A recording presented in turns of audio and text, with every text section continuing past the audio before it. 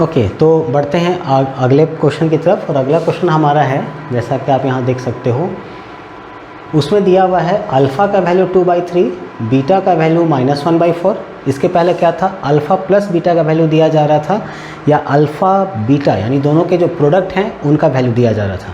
पर अब जो है क्वेश्चन, उसमें क्या है, अल्फ़ा का वैल्यू दिया हुआ है, बीटा का वैल्यू दिया है, आपको क्वाड्रेटिक पॉलिनोमियल फाइंड आउट करना है और आपको वेरीफाई करना है relation between coefficient and zero of polynomial. ठीक है, तो बिल्कुल वैसे ही प्रोसीड करते हैं। वी नो दैट क्या कि px is equal to x² minus alpha plus beta x और प्लस अल्फ़ा बीटा। ठीक है, this implies that px is equal to, अब अल्फ़ा और बीटा का वैल्यू हम लोग पुट कर लें। यहाँ पर एक काम ये भी कर सकते हैं कि अल्फ़ा प्लस बीटा हम लोग पहले फाइंड आउट कर लें, फिर अल्फ़ा बीटा हम लोग फाइंड आउट कर लें और फिर उसका वैल्यू हम लोग यहाँ पर पुट कर दें, है ना। या फिर हम लोग इसी में वैल्यू पुट कर लें और आगे प्रोसीड कर लें। ठीक है, अलग से क्यों करना। तो माइनस अल्फ़ा का वैल्यू कितना दिया है 2/3 प्लस बीटा का वैल्यू दिया है -1/4। This is x and plus alpha का वैल्यू दिया है 2/3 इंटू -1/4। ठीक है, और इसको हम लोग ब्रैकेट में रख लेते हैं। This is -1/4। ठीक है,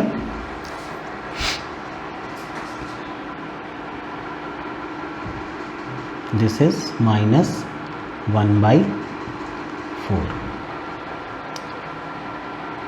ठीक है,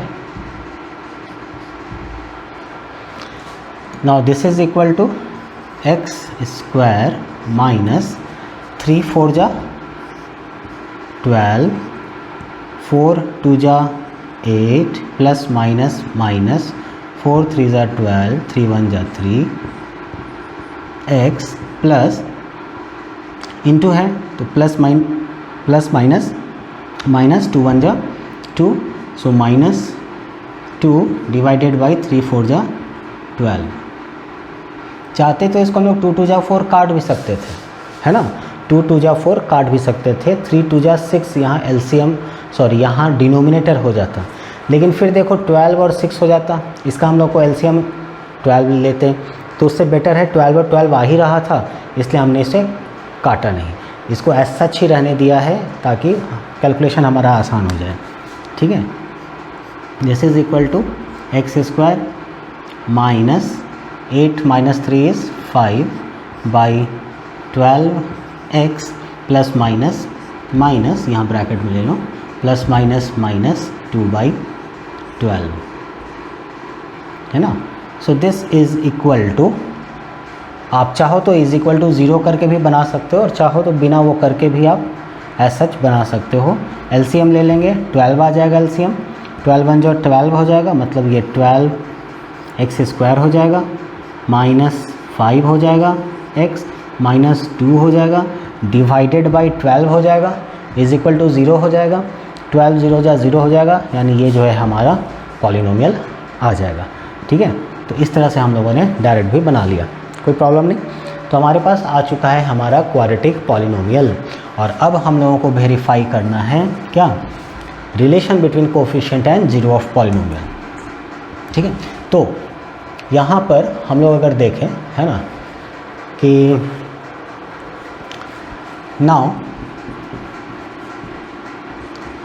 from the obtained polynomial we can say that, हम लोग कह सकते हैं कि a is equal to 12, b is equal to -5, b is -5, bracket में ले लो ताकि ये खो ना जाए, है ना। And c is equal to -2, c is equal to -2, bracket में ले लो, ये खो ना जाए, तारे ज़मीन पर है, ये खो ना जाए भाई। माइनस है, बाद में बड़ा कन्फ्यूज़न कर देता है, ब्रैकेट में रखना चाहिए, है ना। We can say that this ये हो गया। Therefore alpha plus beta is equal to minus b by a implies that alpha का वैल्यू है 2/3, या फिर देखो आपने यहाँ पर अल्फ़ा प्लस बीटा कैलकुलेट किया ही है ना, फिर अलग से क्यों करना, आप समझो बात को। आपने ऑलरेडी अल्फ़ा प्लस बीटा का वैल्यू इस स्टेप में कैलकुलेट कर लिया है, ठीक है। दैट इज़ इक्वल टू आपका ये पार्ट क्या आया है, 5/12 आया है। ध्यान देना 8 - 3 इज़ 5/12 आया है, माइनस तो इसके कारण है, तो अल्फ़ा प्लस बीटा आपका -5/12 तो नहीं आएगा ना, वो आपका 5/12 आएगा, ठीक है।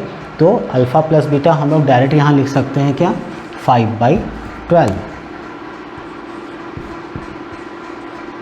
And this is equal to minus b का वैल्यू है -5, ए का वैल्यू है 12, implies that 5/12 is equal to minus minus plus 5/12, LHS is equal to RHS।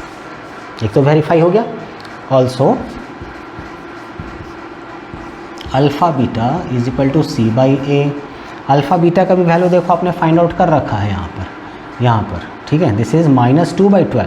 ध्यान देना ये जो है वो क्या है, -2/12 है ना, क्योंकि प्लस तो इसका है, इसका वैल्यू कितना आ रहा है, -2/12 आ रहा है, this is alpha beta.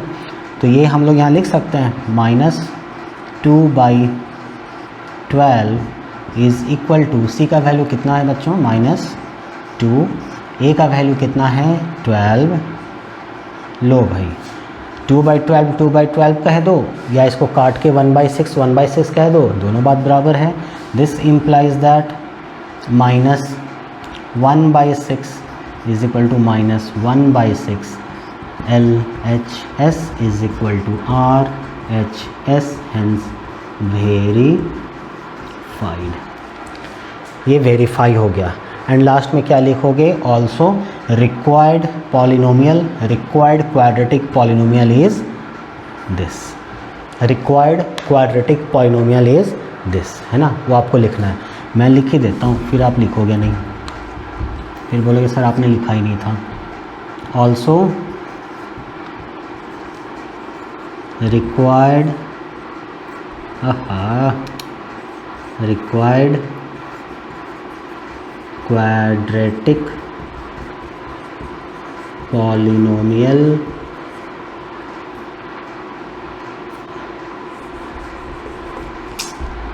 required quadratic polynomial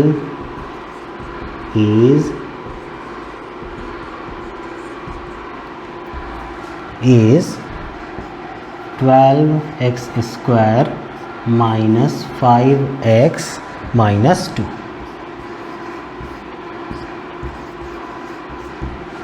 answer, ठीक है, क्लियर, समझ में आया। तो चलिए अब हम लोग बढ़ते हैं आगे क्वेश्चन की तरफ। तो चलिए बढ़ते हैं अगले प्रश्न की तरफ। और अगला जो प्रश्न है या अगला जो क्वेश्चन है वो कुछ ऐसा है कि हमें दिया हुआ है कि x + a is a factor of 2x² + 2ax + 5x + 10, है ना। मतलब x + a वो इसका एक फैक्टर है, तो फाइंड a बराबर कितना, a का वैल्यू हम लोग को फाइंड आउट करना है। तो इस तरह के क्वेश्चन को बनाने से पहले एक छोटा सा कॉन्सेप्ट है, वो हम लोग देखते हैं। मान लो हमारा कोई पॉलिनोमियल दिया हुआ हो x² + 3x - 10, जिसमें अल्फ़ा का वैल्यू -5 और बीटा का वैल्यू 2 हमने निकाला है, ठीक है। तो आप ज़रा सोचो कि जब आपने इस टर्म को मिडिल टर्म स्प्लिट किया होगा, है ना, तो ये समथिंग यानी ये x + 5 और x - 2 ऐसा आया होगा। ध्यान देना बच्चों, अब ध्यान देना, मैंने क्या कहा कि आपको अगर कोई पॉलिनोमियल दिया हुआ है, ठीक है, क्वाड्रेटिक पॉलिनोमियल आपको दिया हुआ है, x square plus 3x minus 10, ये क्वाड्रेटिक पॉलिनोमियल आपको दिया हुआ है। आपको दिया हुआ है कि ज़ीरो ऑफ पॉलिनोमियल अल्फ़ा का वैल्यू -5 है और बीटा का वैल्यू 2 है, ये आपको दिया हुआ है। तो क्या आप इस रूट्स को देखकर या इसके जो जीरो ऑफ पॉलिनोमियल अल्फ़ा और बीटा है इसको देख करके आप इस पॉलिनोमियल को डिज़ाइन कर सकते हो? एक तरीका तो ये है ना कि हमने पिछले क्वेश्चन में सीखा x square minus alpha plus beta x और प्लस अल्फ़ा बीटा, ये होता है हमारा फॉर्मूला, इससे हमें क्वाड्रेटिक इक्वेशन मिल जाएगा, ठीक है। लेकिन क्या हम लोग इसके रूट को ऐसा लिख सकते हैं क्या कि ये x plus 5 into x minus 2 रहा होगा, ठीक है। तभी तो हम लोगों ने लिखा होगा कि either x plus 5 is equal to 0 या x minus 2 is equal to 0, तभी तो हमने ये लिखा होगा। और तभी तो हम कहे होंगे कि x इज इक्वल टू -5 और x is equal to minus वहाँ जाता है तो +2। बहुत इम्पॉर्टेंट है, बहुत ध्यान देने वाली चीज़ है ये, ध्यान देना। यहाँ हमें अल्फ़ा और बीटा का वैल्यू पता है -5 और 2। हम लोग क्या कर रहे हैं, इससे बैक आ रहे हैं। अगर हम लोगों को ये पता है, हम लोगों को अल्फ़ा और बीटा निकालना है, ठीक है, क्वाड्रेटिक पॉलिनोमियल हम लोग को पता है, तो हम लोग मिडिल टर्म को फैक्टराइज करते हैं, मिडिल टर्म को फैक्टराइज करके आगे बढ़ते हैं और तब हम लोगों को something into something is equal to 0 हम ऑब्टेन करते हैं। तो जब हमें इसका ज़ीरो ऑफ पॉलिनोमियल पता है तो हम डायरेक्ट ये चीज़ लिख सकते हैं, क्योंकि अगर आंसर में अल्फ़ा -5 बना है तो ये x के साथ +5 होगा। क्यों होगा? ये इसलिए होगा कि x इज़ इक्वल टू -5 हुआ है, अल्फ़ा का वैल्यू -5 है, ठीक है, तो -5 है तो इसका मतलब क्या हुआ, x का वैल्यू -5 है। क्लियर? तो हम लोग इसको ऐसा लिख सकते हैं ना, x माइनस इधर आएगा तो हो जाएगा प्लस और यहाँ बच गया 0, it means x plus 5 is 0, वही चीज़ तो लिखा है यहाँ, x प्लस 5 इज़ 0। और दूसरा x का दूसरा वैल्यू क्या आया, x का वैल्यू दूसरा आया 2, it means x minus 2 is equal to 0, ऐसा रहा होगा। और इन दोनों का प्रोडक्ट इसको फैक्टराइज करके आया होगा, मिडिल टर्म स्प्लिट करके आया होगा। आ रही है बात समझ में? क्लियर है? तो अगर हम लोगों को ये ज़ीरो ऑफ पॉलिनोमियल दिया हुआ है तो वहाँ से हम लोग इसका फैक्टर निकाल सकते हैं। मैंने क्या कहा वर्ड, मैंने कहा हम लोग इसका फैक्टर निकाल सकते हैं। What is the meaning of factor? Factor का मतलब क्या होता है? जैसे बहुत सिंपल वे में देखो कि हमने डिवाइड किया 10 को 2 से, ठीक है, तो हमने क्या कहा 2 5 जा 10 और ये पूरा का पूरा कट गया, तो हमारा रिमाइंडर कितना आया, हमारा रिमाइंडर आया 0। तो हम कह सकते हैं कि 2 and 5 2 and 5 are factors of 10, ठीक है। 2 और 5 जो है वो 10 का फैक्टर है। फैक्टर है इसका मतलब ये हुआ कि अगर 10 को 2 से डिवाइड करो तो भी रिमाइंडर 0 आएगा, और अगर 10 को 5 से डिवाइड कर दो तो भी क्या आएगा, रिमाइंडर 0 ही आएगा। फैक्टर का ये मतलब होता है, ठीक है। इसका मतलब ये हुआ कि कोई भी अगर फैक्टर है किसी पॉलिनोमियल का, जैसे यहाँ पर लिखा है x plus A is a factor of this, है ना, इसका मतलब ये हुआ कि अगर x प्लस ए, इसका मतलब ये हुआ कि अगर हम लोग x प्लस ए, है ना, ये अगर डिवाइड कर दें 2ax प्लस 5x प्लस 10, इस टर्म को x प्लस a से डिवाइड कर दें तो जो रिमाइंडर आएगा वो कितना आएगा, 0 आएगा।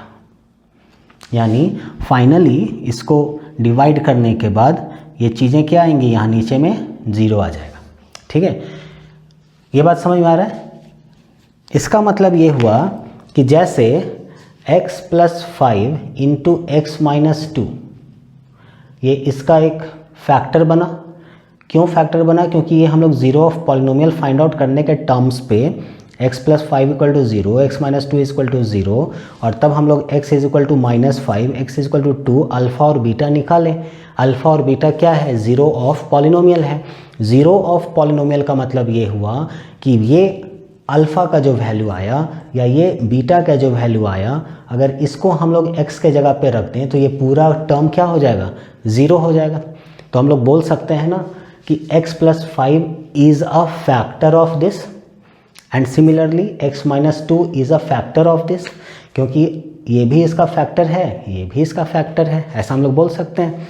ठीक उसी तरह से तो देखो, अगर ये इसका फैक्टर है, इसका मतलब x plus 5 is equal to 0 और इसका मतलब x इज इक्वल टू -5, ठीक है, या x minus 2 is equal to 0, x is equal to 2।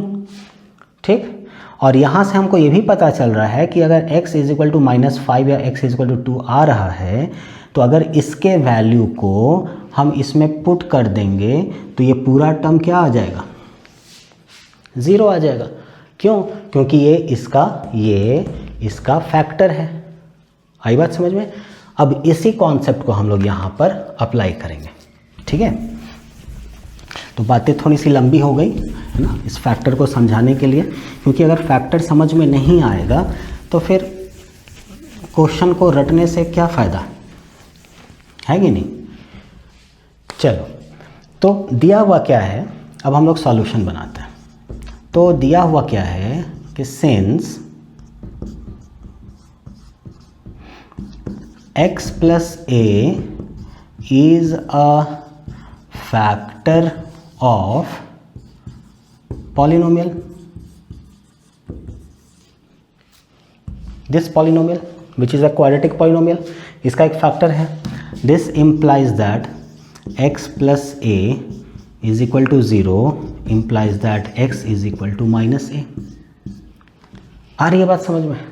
x plus a factor है, x प्लस a फैक्टर है, तो x प्लस a बराबर 0, तो x बराबर माइनस a, यानी ये जो है वैल्यू ये हमारा जीरो ऑफ पॉलिनोमियल निकल गया। और जीरो ऑफ पॉलिनोमियल निकल गया तो इस वैल्यू को अगर हम लोग यहाँ पुट कर दें, यानी x के जगह पर माइनस a पुट कर दें, तो ये पूरा टर्म हमारा क्या हो जाएगा, 0 हो जाएगा, है ना। Now putting x is equal to minus a in polynomial, we get, हम लोगों को क्या मिलेगा, we get 2 इंटू माइनस ए का स्क्वायर प्लस यहाँ पर जो वैल्यू है वो हम लोग पुट करते जा रहे हैं, है ना, प्लस 2 इंटू ए, और x के जगह पर क्या पुट किए, माइनस ए, प्लस 5, x के जगह पे क्या पुट किए, minus a, plus 10 is equal to 0। We get, हम लोग को मिलेगा ये पूरा वैल्यू बराबर 0। क्लियर।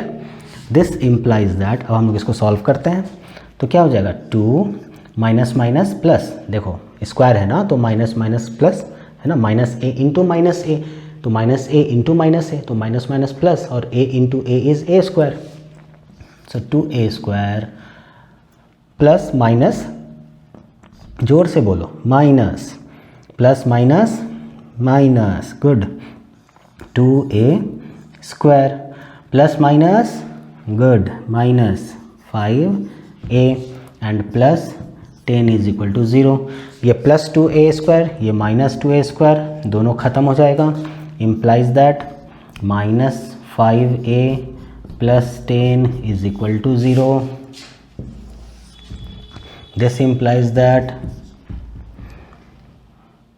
देखो प्लस को उधर ले जाते हैं, है ना, तो -5a is equal to -10, minus से माइनस ख़त्म हो गया, ये तो आपको पता होगा, माइनस से माइनस हम लोग इस तरह से ख़त्म कर सकते हैं, हटा सकते हैं। और अगर ये नहीं पता है तो भी कोई बात नहीं, इम्प्लाइज दैट a बराबर क्या हो जाएगा, -10 / -5, अब तो ख़त्म हो गया, 5 × 2 = 10, implies that a is equal to 2, hence required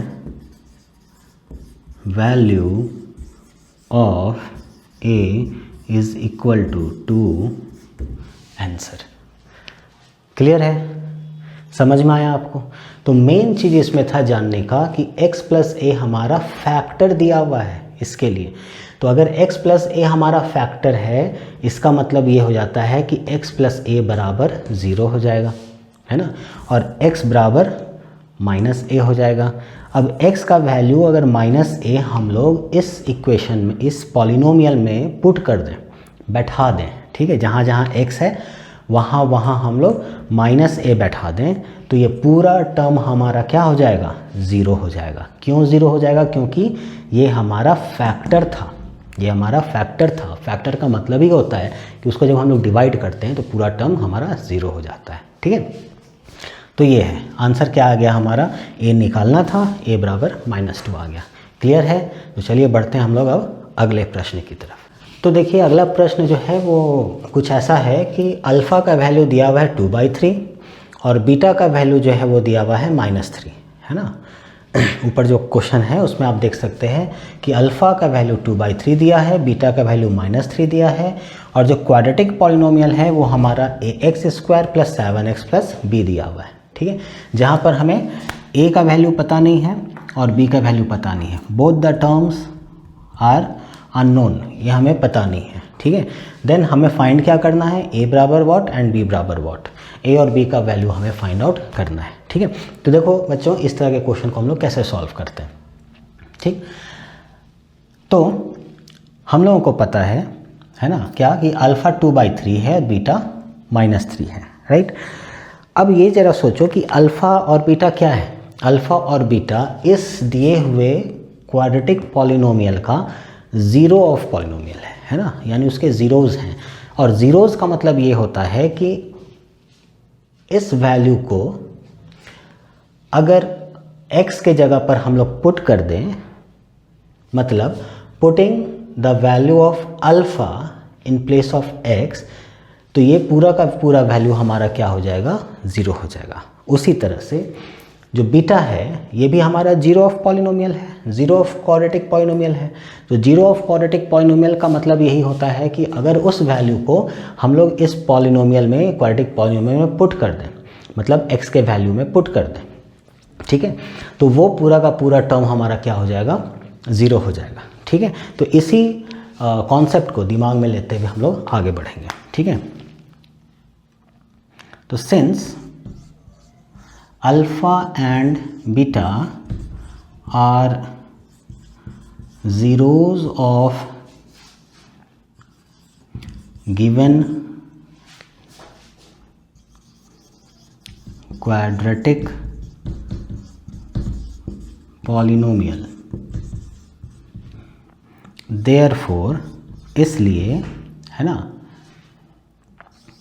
a x का वैल्यू क्या है, 2/3 whole square plus 7 into 2/3 plus b, है ना, इज इक्वल टू क्या हो जाएगा, 0 हो जाएगा। अब देखो दो अननोन क्वांटिटी है, दो अननोन है जिसका वैल्यू हम लोग को फाइंड आउट करना है। अगर एक ही अननोन होता, मान लो इसका वैल्यू दिया रहता, सिर्फ a का वैल्यू फाइंड आउट करना होता, या फिर a का वैल्यू दिया होता, सिर्फ b का वैल्यू फाइंड आउट करना होता, मतलब सिर्फ एक अननोन होता, तो हमारे एक इक्वेशन से काम हो जाता। लेकिन दो वैल्यू जब फाइंड आउट करना होता है तो ऐसे में हमको दो इक्वेशन की रिक्वायरमेंट हो जाती है, ठीक है, और वो कहलाता है हमारा इक्वेशन इन 2 वेरिएबल, ठीक है। तो दो अननोन है, अब दो अननोन को निकालने के लिए हमारा एक इक्वेशन ये बनेगा और दूसरा जो है इसका वैल्यू पुट करेंगे तब बनेगा, तो हम इसको लिख सकते हैं दिस इम्प्लाइज दैट 2 2 जा 4, 4a बाई 3 3 जा 9 प्लस 7 2 जा 14 बाई 3, यहाँ x छूट गया ना, देखो दिस इज x है ना, तो 14 by 3x, sorry my mistake, I am really very sorry, 2 by 3 सही है ना, 2 बाई 3, x क्यों आएगा, x का वैल्यू तो पुट किए हैं है ना, so this is 14 by 3 and plus b is equal to 0, ठीक है। तो दिस इम्प्लाइज दैट, हम लोग एलसीएम ले लेते हैं, ठीक, तो एलसीएम क्या आएगा 9, ये हो जाएगा 4a प्लस 3 3 जा 9 एंड 14 3 जा 42 plus this is 9b is equal to 0, तो this implies that 4a plus 42 plus 9b is equal to 0, 9 0 जा 0 है ना, मल्टीप्लाई हो गया, वहाँ ख़त्म हो जाएगा। इसको मान लो इक्वेशन नंबर 1, कोई दिक्कत नहीं, इसको मान लो इक्वेशन नंबर 1। ये 96 नहीं है बच्चों, ठीक है, ये क्या है 9b है, ठीक है, this is not 96, this is 9b, ठीक है। अब आ जाओ सेकंड बनाने के लिए इक्वेशन है ना, ऑल्सो a इंटू x के जगह पर हम लोग पुट करेंगे बीटा का वैल्यू, तो ये हो जाएगा -3 का स्क्वायर प्लस 7, x के जगह पे पुट करेंगे बीटा का value -3 plus b is equal to 0। ऐसा क्यों हुआ, क्योंकि बीटा जो है हमारा 0 ऑफ पॉलिनोमियल है, और 0 ऑफ पॉलिनोमियल है इसका मतलब इसका जो वैल्यू है अगर x में बैठा देंगे तो टोटल टर्म हमारा मिल आ करके फाइनली 0 हो जाएगा, ठीक है। Now this is equal to minus minus plus, 3 3 is 9, so this is 9a plus plus minus minus 3 7 जा 21, 3 7 21 plus b is equal to 0।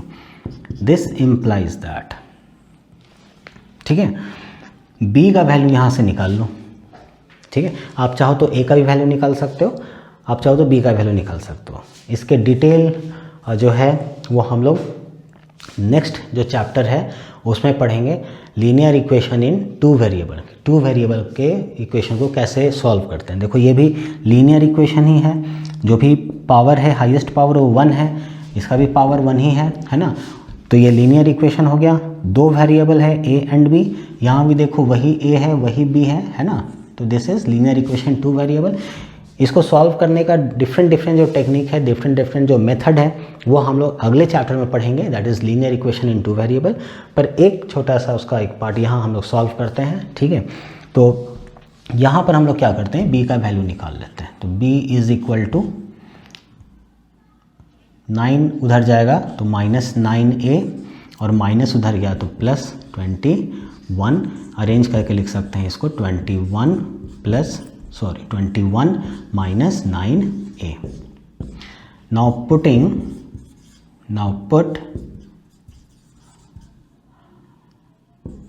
b is equal to 21 minus 9a in equation 1। ये जो value है b का वो हम लोग यहाँ पर पुट कर देते हैं, ठीक है, तो हम लोग को क्या मिलेगा, वी गेट। इसको बनाने के और भी डिफरेंट मेथड हैं, है ना, लेकिन अभी हम लोग इसी मेथड से चल रहे हैं। हम लोग क्या मिलेगा 4a plus 42, 4a plus 42 and plus 9b, तो प्लस 9b, और b के जगह हम क्या लिखने वाले हैं 21 minus 9a and this is equal to 0। implies that 4a plus 42 plus 189 plus minus 9 9 जा 81a is equal to 0। 4a और 81a सॉल्व करेंगे तो क्या मिलने वाला है, माइनस कितना हो जाएगा 80 और ये हो जाएगा 77, ठीक है, a और ये हो जाएगा प्लस 231, इज इक्वल टू 0।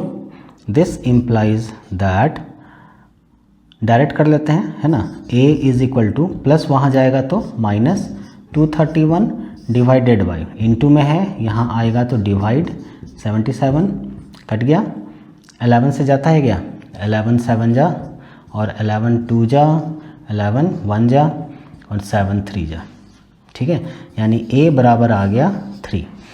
अब a इज इक्वल टू 3, तो put this value a is equal to 3 in this, इसको मान लो इक्वेशन नंबर 2, ठीक है। तो फ्रॉम 2 वी गेट, या ऐसे ना लिख करके, है ना, इसको ऐसा लिखते हैं, दिस इज इक्वल टू 3, है ना। So putting a is equal to 3 in equation 2 we get, हम लोग को क्या मिलेगा कि b is equal to 21 minus 9 into 3, 9 3 जा 27, so this is equal to minus 6, ठीक है। लास्ट लाइन क्या लिखेंगे, अब यहीं पर आंसर नहीं कर देना है, ठीक है, क्योंकि a का वैल्यू आपने यहाँ निकाला, b का वैल्यू आपने यहाँ निकाला, आप यहीं आंसर कर दोगे, तो जो एग्जामिनर होगा, आपके जो टीचर होंगे, क्या वो देखते रहेंगे कि a आपने कहाँ लिखा है, b आपने कहाँ लिखा है, नहीं, एक जगह अरेंज कर दो, ठीक है। तो hence required a is equal to 3 and b is equal to minus 6, answer, ठीक है। क्लियर हुआ? वीडियो को पॉज करके आप देखना, है ना, इस पार्ट को समझने की कोशिश करना कि ये जो वैल्यू हम लोगों ने निकाला, इसको जब हम लोगों ने सॉल्व किया तो कैसे सॉल्व किया, ठीक है, ये आपको समझ में आ जाएगा। तो बढ़ते हैं हम लोग अब अगले क्वेश्चन की तरफ।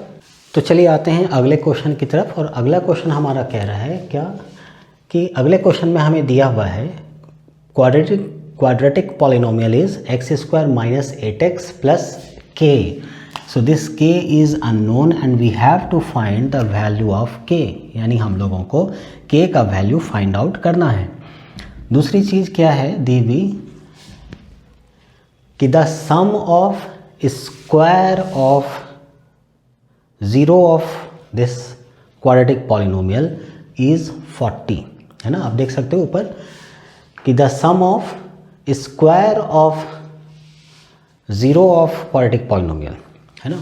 इसका मतलब ये नहीं है कि this is alpha plus beta का होल स्क्वायर 40 दिया हुआ है ना, ऐसा नहीं दिया है, ये ऐसा नहीं दिया है। इसने क्या दिया है, the sum of square of zeros, है ना, यानी the sum of square of zeros. तो our zero is alpha and beta, alpha और बीटा का स्क्वायर क्या हो जाएगा, अल्फ़ा स्क्वायर और बीटा स्क्वायर, तो अल्फ़ा स्क्वायर और बीटा स्क्वायर, और इन दोनों का क्या है, सम है। So the sum of square of zeros, so alpha square plus beta square, है ना। ये वैल्यू क्या दिया हुआ है हमारा, 40 दिया हुआ है। तो हम लोगों को फाइंड आउट करना है के का वैल्यू क्या होगा। तो आइए चलिए फाइंड आउट करते हैं। सॉल्यूशन कैसे बनाएंगे भाई, तो late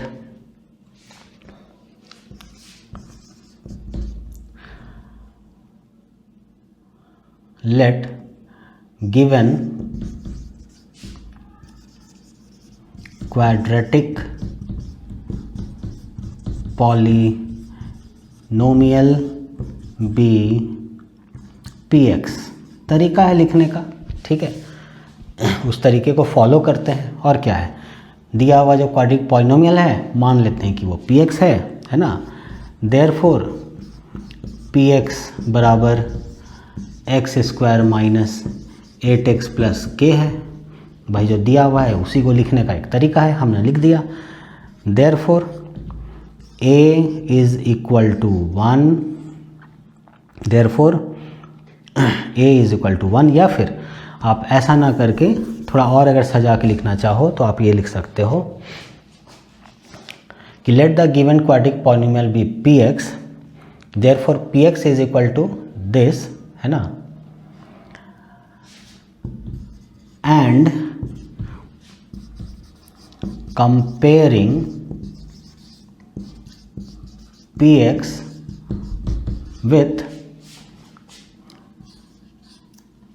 with ax square plus bx plus c, we can say that, आप चाहो तो इतना लिख सकते हो, आप चाहो तो डायरेक्ट a b और c का वैल्यू करके आप लिख सकते हो, ठीक है। So and comparing p x with this we can say that, हम लोग क्या कह सकते हैं, that a is equal to 1, ठीक है, b is equal to -8 and c is equal to k, and let it be equation number 1। मान लो इसको आप इक्वेशन नंबर 1, ठीक है। नाउ अब देखो भाई दूसरी चीज़ क्या दी हुई है, alpha square plus beta square is equal to 40। So now alpha square plus beta square is equal to 40। सोचो कि हम लोग alpha plus beta is equal to minus b by a जानते हैं और alpha beta is equal to c by a जानते हैं, हम लोग यही जानते हैं, है ना। अल्फ़ा प्लस बीटा का वैल्यू जानते हैं, अल्फ़ा बीटा का वैल्यू जानते हैं, और बी ए और सी का वैल्यू यहाँ हम लोग निकाल चुके हैं। तो इस तरह से अल्फ़ा प्लस बीटा का वैल्यू हम जान जाएंगे और अल्फ़ा बीटा का वैल्यू हम लोग जान जाएंगे। लेकिन यहाँ जो हम लोग को दिया है वो alpha square plus beta square का वैल्यू 40 दिया है। तो क्या हम लोग इसको अल्फ़ा प्लस बीटा या अल्फ़ा बीटा के टर्म पे लिख सकते हैं? ज़रा सोचो, क्या ये हमारा a प्लस बी का होल स्क्वायर जैसा बन सकता है? इसके लिए हम लोगों को this implies that alpha square plus beta square, ये तो हमारा ऑलरेडी है, ज़रा हम इसमें 2 अल्फ़ा बीटा और -2 अल्फ़ा बीटा कर दें, कोई दिक्कत है? ये तो आपस में ऐसे भी कट जाएगा, बात हमारा वही का वही रह जाएगा, है ना। तो 2 अल्फ़ा बीटा ऐड भी कर दिए, 2 अल्फ़ा बीटा सब्ट्रैक्ट भी कर दिए। नाउ दिस इज़ 40 के बराबर। 40 इसमें तो कोई चेंजेस ही नहीं होगा क्योंकि ये ऑलरेडी कट गया है। जितने से हमने ऐड किया है उतने से ही हमने सब्ट्रैक्ट भी कर दिया है, ठीक है। अब ये जो पूरा पार्ट है, क्या ये a प्लस बी के होल स्क्वायर जैसा है? a square plus b square plus 2ab, है ना। तो इस पार्ट को हम लोग वहाँ लिखते हैं, ठीक है। तो हम लोग इसको लिख सकते हैं, ये तो हम लोगों ने समझने के लिए लिखा था, है ना, बट इसको भी रहने दो, बाद में फिर देखेंगे, ठीक है। तो इस पार्ट को हम लोग वहाँ लिखते हैं। तो ये क्या हो जाएगा, अल्फ़ा प्लस बीटा का होल स्क्वायर, है ना। This implies that alpha plus beta का होल स्क्वायर और -2 alpha beta, -2 alpha beta is equal to 40। Clear है? पर एक चीज़ देखो, आप में से कुछ बच्चे ये कहेंगे कि सर हम लोग +2 अल्फ़ा बीटा लिए हैं, अगर alpha square plus beta square -2 alpha beta ले लें तो क्या दिक्कत है? कहीं कोई दिक्कत नहीं है, आप चाहो तो बिल्कुल वो भी ले सकते हो। वहाँ पर क्या बन जाएगा, अल्फ़ा माइनस बीटा का होल स्क्वायर बन जाएगा और -2 अल्फ़ा बीटा की जगह पर +2 अल्फ़ा बीटा आ जाएगा, यही अंतर होगा। लेकिन आंसर जो आएगा बिल्कुल सेम आएगा। आप जो है इस चीज़ को कैलकुलेट करना, कैलकुलेट करके मुझे कमेंट करके बताना कि ऐसा कैलकुलेट करने के बाद आपका आंसर सेम आया है या डिफरेंट आया है, ठीक है। मैं देखूंगा आपके कमेंट को। तो अब हम लोग वहाँ पर पहुँच चुके हैं। नाउ दिस इम्प्लाइज दैट, देखो अल्फ़ा प्लस बीटा का वैल्यू क्या होता है, -b/a। तो क्या हम लोग यहाँ पर लिख सकते हैं, दिस इज़ -b/a का होल स्क्वायर -2 अल्फ़ा बीटा का वैल्यू क्या होता है, c/a इज़ इक्वल टू 40। कोई दिक्कत, कोई प्रॉब्लम? क्लियर है? ये स्टेप क्लियर है? अब देखो b और a और c का वैल्यू हम लोग यहाँ से वहाँ पुट कर सकते हैं। तो मान लो इसको इक्वेशन नंबर 2। पता है मैं एक एक इक्वेशन को ले करके क्यों चल रहा हूँ, इक्वेशन 1 मान लो, इक्वेशन 2 मान लो, ताकि इस तरह से जब आप आदत लगाओगे ना मैथ्स को सॉल्व करने का, तो आपको बनाने में भी अच्छा लगेगा और किसी को भी चेक करने में अच्छा होगा, ठीक है। और ये आपको आगे चल के बहुत काम आने वाला है। नाउ फ्रॉम इक्वेशन 1 एंड 2, 1 और 2 को अगर हम लोग देखें, ठीक है, तो क्या होगा, from equation 1 and 2 we get minus b, तो बी का वैल्यू क्या है -8, सो -8 बाई ए का वैल्यू क्या है 1, सो 1, और इसका क्या है होल स्क्वायर, ठीक है। आप चाहो बच्चों तो आपने लोअर क्लास में डिफरेंट ब्रैकेट्स सीखा है, तो आप कर्ली ब्रैकेट को भी यूज़ कर सकते हो। आप चाहो तो कर्ली ब्रैकेट की जगह आप यहाँ पर बिग ब्रैकेट को भी यूज़ कर सकते हो, ठीक है। -2 इंटू सी का वैल्यू क्या है k और a का वैल्यू क्या है 1, so this is k by 1 and this is equal to 40। कोई दिक्कत नहीं, this implies that minus minus plus, so this is +8 और 8 का स्क्वायर है यानी 8 इंटू 8, 8 8 जा 64, 1 is 1 and minus this is 2k is equal to 40 implies that 64 को वहाँ ले जाते हैं तो प्लस है, वहाँ जाएगा तो माइनस हो जाएगा, सो -2k is equal to 40 minus 64 implies that -2k is equal to minus, ये 10 में से 4 गया तो 6 और मास्टर साहब गलत कर रहे हैं, this is 64 and this is 40, तो क्या हो जाएगा 4 एंड 6 में से 4 गया तो 2, ठीक है। दिस इज -24, माइनस से माइनस खत्म, तो this implies that k is equal to 24/2 which is equal to 12, hence required value of k is equal to 12 and this is your answer। आ गई बात समझ में?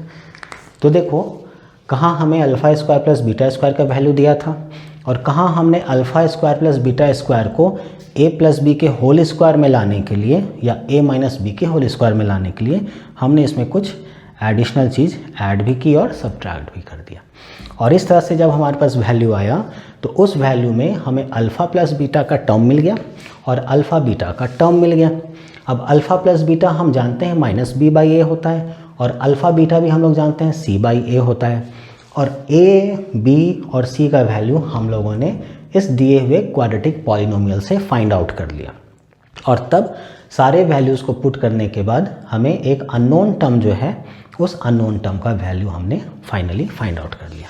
तो चलिए बच्चों, ये एक्सरसाइज जो है RS अग्रवाल का वो यहीं पर ख़त्म होता है। इतने क्वेश्चन थे और नेक्स्ट वीडियो में हम लोग जो है क्यूबिक पॉलिनोमियल के ज़ीरोज़ एंड उसके कोफिशिएंट के रिलेशन के बारे में जानेंगे और उससे रिलेटेड जो भी क्वेश्चन है वो उस वीडियो में हम लोग डिस्कस करेंगे।